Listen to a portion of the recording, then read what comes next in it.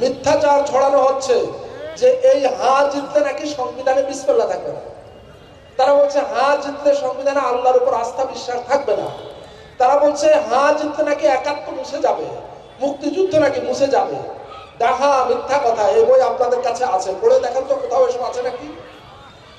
একেবারে নির্জলা মিথ্যাচার। স্বাধীনতার ঘোষণাপত্র সংবিধানে সংযোজিত আছে, কিন্তু সংবিধানের মূল নীতিতে রাখেনি তারা।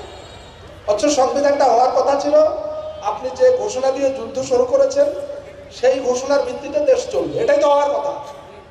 আপনি যে কথা বলে আমাকে যুদ্ধে নিয়ে গেছেন, যুদ্ধ শেষে আমি জিতলাম, এখন দেশ চালানো হবে, আপনি সেই ঘোষণাটা উধাও করে দিলেন। আপনি নতুন কিছু জিনিস এনে সংবিধানে হাজির করলেন, যেটা যুদ্ধের আগে বলা হয়নি। যুদ্ধের আগে এগুলো বলা হয়নি, আমি ঠিক ধরে ধরে বলছি না। ধর্ম নিরপেক্ষতার কথা মুক্তিযুদ্ধের আগে কখনো কেউ বলেনি, কোনো ঘোষণায় বলেনি। তারা ওটা ঢুকিয়ে দিয়েছেন, কিন্তু ঘোষণাপত্রে যে তিনটা বিষয় আছে সেটা তারা সংবিধানের মূলনীতিতে আনলেন না। সেই তিনটা জিনিস কি?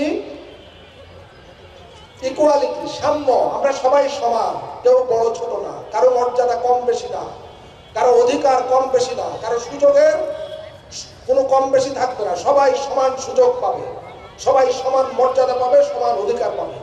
এটা হলো মুক্তিযুদ্ধের প্রধানতম ঘোষণা। দ্বিতীয় ঘোষণা ছিল আমরা সবাই মানুষ হিসাবে মর্যাদা নিয়ে এই রাষ্ট্রে সমাজে বেঁচে থাকব, হিউম্যান ডিগনিটি, মানবিক মর্যাদা নিয়ে বেঁচে থাকব। এবং তৃতীয়টা হলো ইনসাফ। তৃতীয়টা হলো ইনসাফ, সোশ্যাল জাস্টিস, সামাজিক ন্যায় বিচার বা সুবিচার।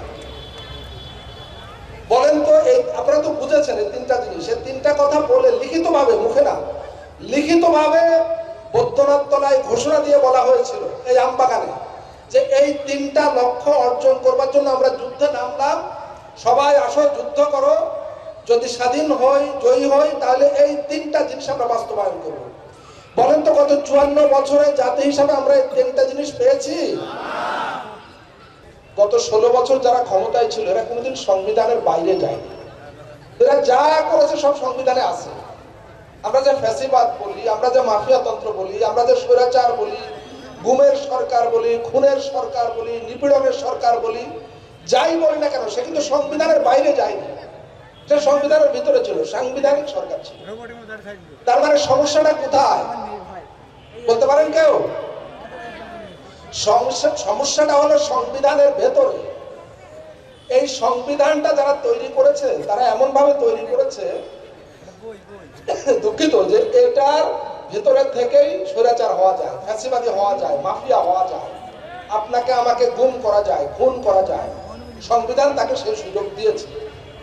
সুতরাং এই সংবিধানটা পাল্টাতে হবে।